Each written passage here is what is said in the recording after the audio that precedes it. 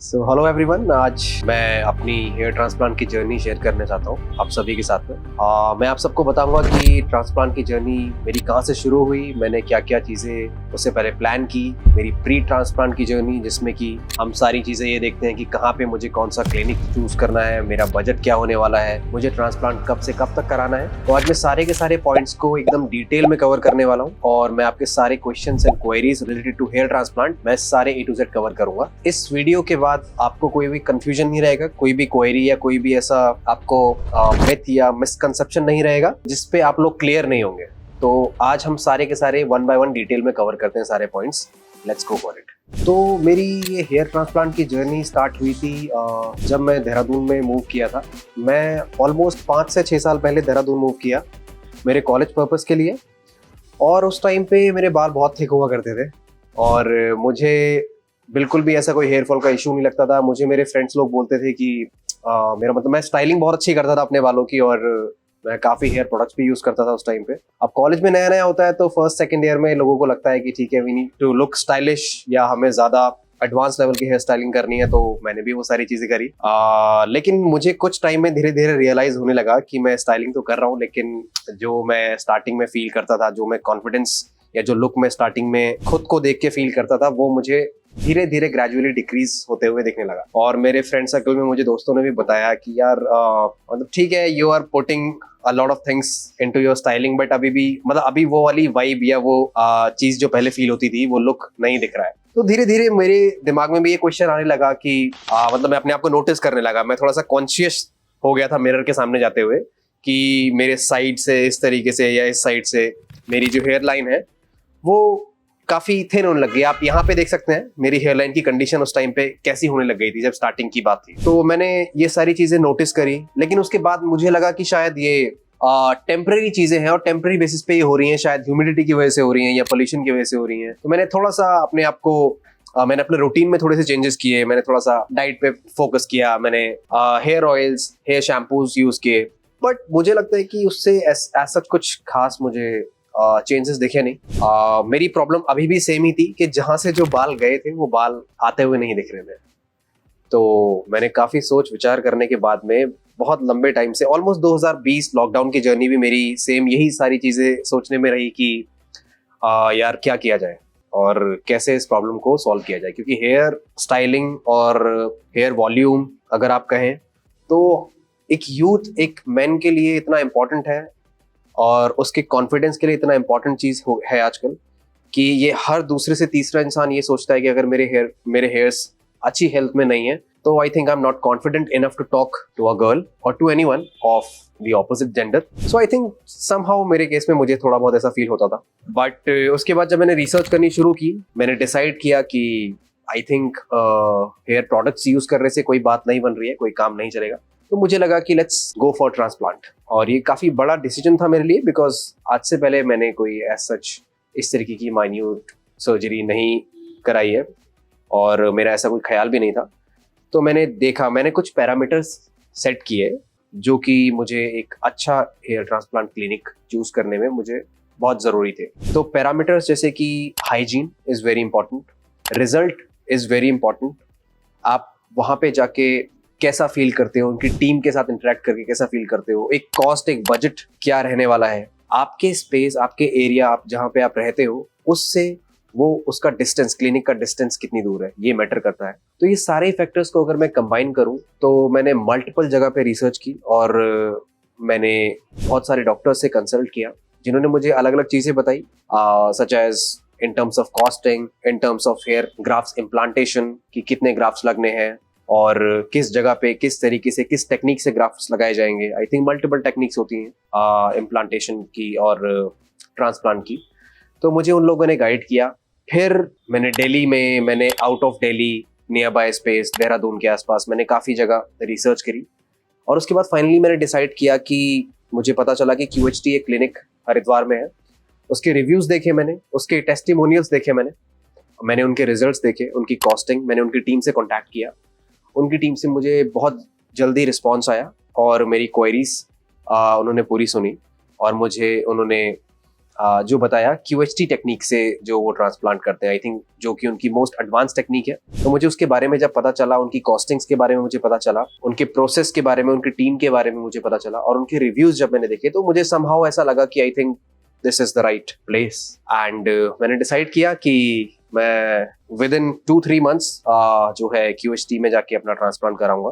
And मैंने doctors की team से भी बात करी। उन्होंने मेरी एक कंडीशन के हिसाब से मुझे बताया कि आपको कितने ग्राफ्ट्स लगेंगे, और उससे मुझे एक मेजर आइडिया हो गया कि ठीक है अभी मेरा कॉस्टिंग क्या होने वाला है। एंड बाकी आई think I was very satisfied with the results जो कि उन्होंने अपने प्लेटफॉर्म से पोस्ट किए हुए थे। तो हेयर ट्रांसप्लांट की जर्नी शुरू होने से पहले काफ़ी डाउट्स या काफ़ी चीज़ें दिमाग में रहती हैं। ऑब्वियसली मुझे भी थी, मैंने भी अपने फ्रेंड्स फैमिली से कंसल्ट करने का सोचा। तो जनरली मैं ये सारी चीज़ें अपने फ्रेंड सर्कल में ज़्यादा शेयर करता हूँ।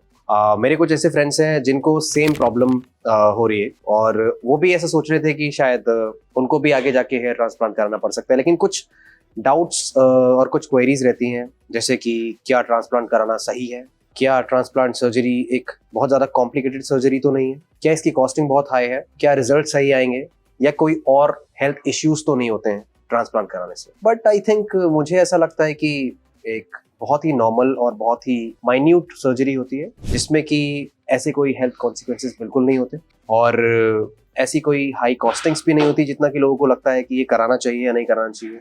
कभी कभी कुछ लोगों को रिलेटिव्स का या फैमिली का प्रेशर रहता है कि नहीं, don't go for hair transplant. I think ये एक नॉर्मल है, ये बहुत नॉर्मल सा प्रोसेस है, नॉर्मल सा प्रोसीजर है, जो कि कोई भी इंडिविजुअल करा सकता है as per the doctors consultancy. और इसके जितने भी मिथ्स मार्केट में लोगों के थ्रू जो है निकलते हैं कि ये ठीक नहीं है या कराने के बाद कॉन्सिक्वेंसेस हो सकते हैं, आई थिंक वो सब एक मिथ है, और वो सारी चीज़ों पे हमको ना फोकस करके थोड़ा सा पॉजिटिव चीज़ों पे फोकस करना चाहिए। तो आई थिंक लाइफ में चीज़ें और भी ज़्यादा पॉजिटिव होती हैं, जैसे कि मेरी जर्नी में मुझे लगता है मेरे साथ हुई। मैं अपने सर्जरी के प्रोसेस के बारे में आप सबके साथ में डिटेल शेयर करता हूँ।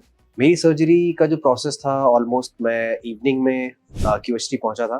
तो मेरा जो फर्स्ट स्टेप था, डॉक्टर्स की टीम के साथ में इंटरेक्शन था, जिसमें कि मेरी हेयर ट्रिमिंग की गई, और उसके बाद मेरी हेयर लाइन डिज़ाइन की गई। जिस तरीके से मुझे परफेक्ट फेस के थ्रू अगर मैं देखूं, या फोरहेड परफेक्शन की हेयर लाइन को देखूं अगर मैं, तो उस हिसाब से मेरे को डॉक्टर से कंसल्ट करने के बाद में मेरी हेयर लाइन डिज़ाइन की, और मेरे जो हेयर लाइन के साइड में टेम्पल्स हैं वो डिज़ाइन किए, और उसके बाद में मुझे उसी के अकॉर्डिंग जो है स्लिट्स बनाई गई फर्स्ट डे।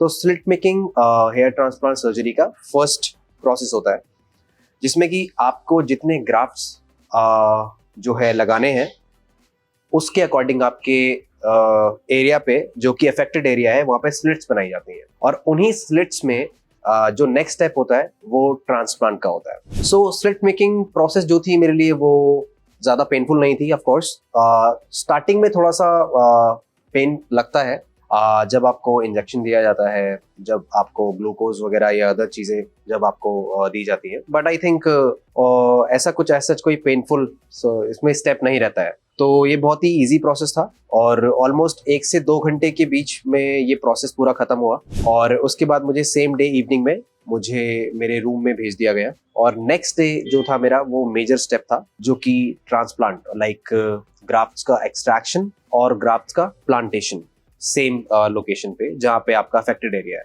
तो ये मुझे नेक्स्ट मॉर्निंग सुबह से मुझे ऑलमोस्ट 7 बजे क्लिनिक पहुंचना था, और मैं 7 बजे क्लिनिक पहुंचा। I was ready. मुझे हल्का सा ब्रेकफास्ट, लाइट ब्रेकफास्ट करने के लिए एडवाइस किया हुआ था, एंड वो लाइट ब्रेकफास्ट करने के बाद में like I went on the in my surgery room, and मुझे वहाँ डॉक्टर्स की टीम से मेरा इंटरेक्शन हुआ, एंड उसके बाद मेरा प्रोसेस स्टार्ट किया गया। प्रोसेस जो है वो 2-3 पार्ट्स में डिवाइडेड होता है। मल्टीपल टेक्निक्स हैं इसकी, FUT, FUE एंड QHT। तो QHT में जो मोस्ट एडवांस टेक्निक है वो ऑफ कोर्स QHT टेक्निक है। ये एक टेक्निक है जो कि FUE टेक्निक का एक एडवांस वर्जन है। इसमें क्या होता है कि आपको रियल टाइम पे जब आपके ग्राफ्ट्स को एक्सट्रैक्ट किया जाता है आपके बैक के एरिया से, तो उस सेम टाइम में मतलब काफी पर्टिकुलर एक जो टाइम होता है 10 से 15 मिनट का टाइम होता है। आपको वो जो आपके ग्राफ्ट्स को सोल्यूशन में डिप किया जाता है, और उसके बाद में आपको उसी एक बहुत शॉर्ट टाइम पीरियड में ही आपके वो ग्राफ्ट्स को इम्प्लांट किया जाता है। मैक्सिमम इसलिए किया जाता है ये टेक्निक में, क्योंकि इसमें जो ग्राफ्ट्स के फेलियर्स होते हैं वो बिल्कुल जीरो हो जाते हैं। मतलब आपके ग्राफ्ट के सर्वाइवल का जो रेट है वो बहुत ज्यादा हाई हो जाता है। और अगर आप अगर पुरानी टेक्निक्स को देखें तो उसमें आपको एक पैच पूरा निकाल के एक पैच को पुट किया जाता रहा, तो आई थिंक वो बहुत ओल्ड तरीके हैं और बहुत पुराने तरीके हैं। बट क्यूएसटी टेक्निक में मुझे लगता है कि ग्राफ के सर्वाइवल के रेट्स बहुत ज्यादा बढ़ जाते हैं और मुझे मेरे रिजल्ट्स में भी ये सारी चीजें फील हुई। तो आई थिंक ये टेक्निक बिल्कुल पेनलेस थी मेरे लिए, मुझे बिल्कुल ऐसा कुछ खास पेन नहीं हुआ। मुझे लोकल एनेस्थीसिया दिया गया था मेरे सर्जरी के टाइम पे। जब doctors step by step process को फॉलो कर रहे थे तो वो मुझसे सारी की सारी चीजें डिस्कस कर रहे थे कि क्या मुझे पेन तो नहीं हो रहा है, या क्या कोई इरिटेशन तो नहीं हो रही है, या अगर मुझे वॉशरूम ब्रेक्स चाहिए, या अगर मुझे ब्रीदर ब्रेक चाहिए। सो मुझे बीच बीच में सारी चीजें डॉक्टर्स की टीम जो है मुझसे सारी की सारी मेरी कंफर्टेबिलिटी के लिए मुझसे सारी की सारी चीजें बीच में डिस्कस की जा रही थी। और मेरा प्रोसेस ऑलमोस्ट अगर मैं देखूं तो 10 से 12 घंटे के आसपास चला था। इवनिंग तक, सेम डे इवनिंग तक मेरी सर्जरी पूरी कंप्लीट हुई थी। और सर्जरी के बाद मुझे काफ़ी रिलैक्स फील हुआ, मतलब मुझे ऐसा कुछ पेन नहीं लग रहा था, मुझे ऐसा कुछ फील नहीं हुआ कि जिसमें कि मुझे अनकंफर्टेबिलिटी फील हो। तो I was quite normal after the surgery and I was happy and very very confident after my surgery. After a week after first head wash आप मतलब जनरली अपने नॉर्मल रूटीन में आ सकते हैं और आपको थोड़े से प्रिकॉशंस लेने पड़ते हैं। प्रिकॉशंस लाइक कि अगर आप धूप में निकल रहे हैं तो आपको एक सर्जिकल कैप यूज करनी होती है। आप थोड़े से पोल्यूशन वाले एरिया से बचें। आप डायरेक्ट हेलमेट नहीं पहन सकते ताकि आपके ग्राफ्ट्स की जो पोजीशन है वो अफेक्ट ना हो।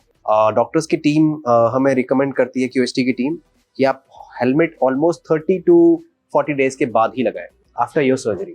और जो सर्जिकल कैप है वो सर्जिकल कैप आप जब भी बाहर निकलें, आप बाइक पे या अगर कहीं भी निकलें तो आप उसको अप्लाई करके ही निकलें। सो ये बहुत इंपॉर्टेंट चीज़ें होती हैं। हाँ, इस टाइम पीरियड में आपको थोड़ी सी कभी कभी इचिंग फील हो सकती है आपके बैक एरिया पे, जो कि मुझे भी ऑफ कोर्स हुई थी। तो इसके लिए आपको रिकमेंड करते हैं that do not eat more oily food. Please try to avoid junk food, try to avoid oily food, just eat healthy and home cooked food, so it reduce the chances of itching and other issues which used to happens in this particular time period. उसके बाद अगर आप next step पे जाएं तो आपका first head wash के बाद आफ्टर अ मंथ आपका फर्स्ट पीआरपी सेशन होता है। अब मैं थोड़ा सा आपको पीआरपी के बारे में बताऊंगा कि ये पीआरपी क्यों जरूरी है। पीआरपी एक प्रोसेस है जो कि अगर आप इसको एक टाइम पीरियड पे आके अगर आप इस ट्रीटमेंट को लेते हैं तो आपके रिजल्ट को एनहांस करने में पीआरपी का बहुत बड़ा रोल प्ले होता है। एंड इसमें आपका कुछ अमाउंट ऑफ ब्लड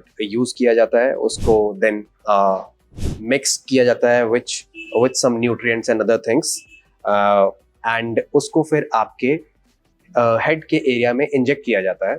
मैंने भी आई थिंक जब मेरा फर्स्ट पीआरपी सेशन का जो मेरा एक्सपीरियंस है वो मैं आपके साथ में थोड़ा सा शेयर करना चाहता हूँ। तो इस टाइम पे आई थिंक मेरा 20 ml ब्लड लिया था एंड उसके बाद उस सोल्यूशन को किसी प्रोसेस के थ्रू कंटिन्यू करके उसको मेरे हेड के एरिया पे, जिस जगह पे मुझे ट्रांसप्लांट हुआ था उस जगह पे इंजेक्ट किया था। थोड़ा सा मतलब बहुत माइन्यूट सा पेन लगता है, इतना ज़्यादा नहीं, इट इज़ बेयरेबल। एंड 5 मिनट लगते हैं मुश्किल से, 5 मिनट में ये पूरा सेशन खत्म हो जाता है। हाँ, एक चीज़ आई रिमेंबर वन थिंग, आपका एक इस टाइम पे श्रेडिंग फेज चल रहा होता है। तो जनरली लोग ट्रांसप्लांट के बाद सोचते हैं कि उनके जो बाल लगाए थे वो बाल अभी धीरे धीरे गिरते हुए दिखाई देते हैं। तो लोग थोड़े से कॉन्शियस हो जाते हैं, थोड़े से टेंस्ड हो जाते हैं इस चीज़ को लेके कि मेरा ट्रांसप्लांट खराब हो गया क्या मेरे बाल जो लगाए थे वो ठीक से नहीं लगे। तो ये कुछ मिथ होते हैं जो लोगों के दिमाग में, या कुछ कन्फ्यूजन्स होते हैं जो लोगों के दिमाग में आते हैं। और ये मेरे दिमाग में, मैं सच बताऊं तो नहीं आए थे, क्योंकि मुझे ऑलरेडी डॉक्टर्स की टीम ने, क्यूएसटी की टीम ने गाइड किया था कि ये एक पार्ट ऑफ द प्रोसेस है और ये नॉर्मल है और ये हर ट्रांसप्लांटेड जर्नी में होता ही होता है। तो I was very normal and chilled and relaxed, क्योंकि मुझे पता था कि 2 से 3 महीने का जो टाइम पीरियड होता है वो आपका श्रेडिंग फेज कहलाता है। और फर्स्ट मंथ से ही आपको ये स्टार्ट हो जाता है, आफ्टर 2 to 3 वीक से आपको ये स्टार्ट हो जाता है। एंड उसके बाद आपके पीआरपी सेशंस चलते हैं। आपको फर्स्ट पीआरपी सेशन के थ्रू ही आपको मेडिसिन दी जाती हैं। Coming to medicine, I tell you मुझे क्या क्या मेडिसिन क्यूएसटी ने प्रिस्क्राइब की थी। One is finasteride, one is minoxidil, the other one is advanced hair serum, and one hair shampoo for dandruff control, and उसके बाद एक मल्टीविटामिन। तो ये कुछ मेडिसिन्स जो है मुझे QHT की तरफ से मिली थी। एंड इसको मैंने 1 मंथ जब कंटिन्यू किया तो मुझे अपने मतलब मुझे थोड़ी थोड़ी सी जो चेंजेस हैं वो मुझे आते हुए दिखाई देने शुरू हुए।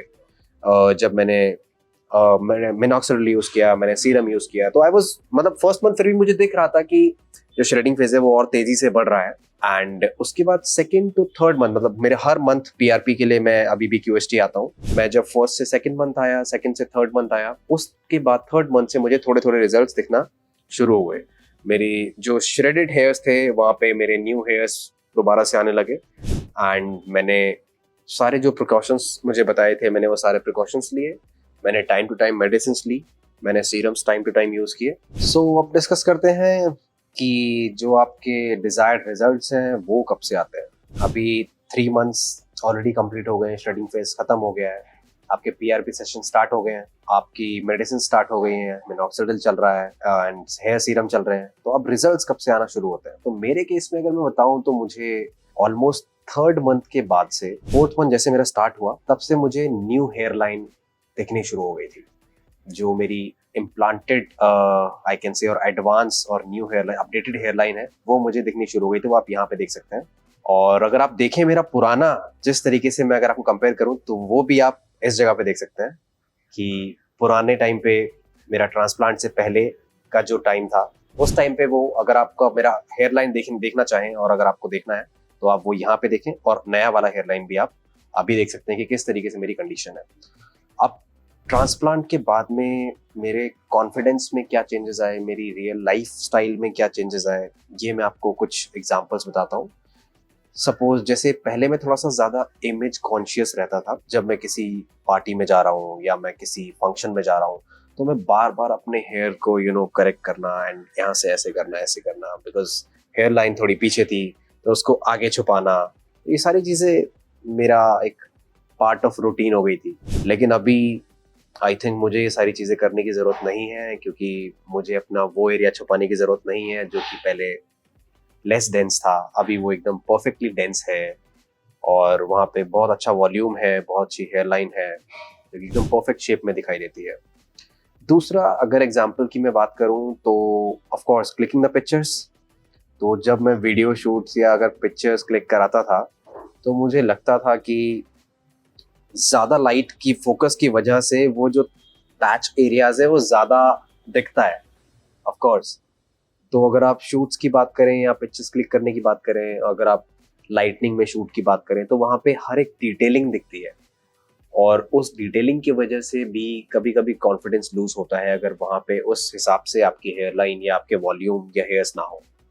तो अब वो इश्यूज़ को मैं टाटा बाय बाय कर चुका हूँ, और अब मुझे ऐसी कोई इश्यूज़ या ऐसी कोई इनसिक्योरिटी फील नहीं होती है कोई भी फ़ोटो शूट कराने में या पिक्चर्स क्लिक कराने में।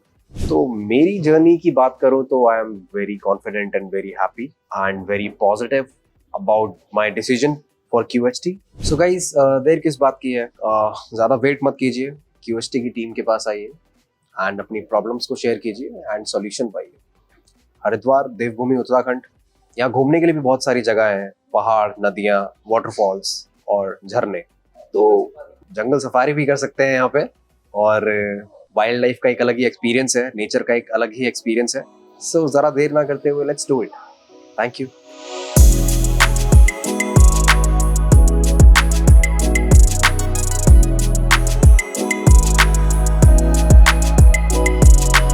हेलो फ्रेंड्स, अगर आपने अभी तक हमारे चैनल को सब्सक्राइब नहीं किया है तो प्लीज इस वीडियो को लाइक कीजिए, शेयर कीजिए और हमारे चैनल को सब्सक्राइब कीजिए, और ध्यान रहे बेल आइकन दबाना ना भूलें, जिससे हमारे हर वीडियो का अपडेट आपको समय समय पर मिलता रहेगा।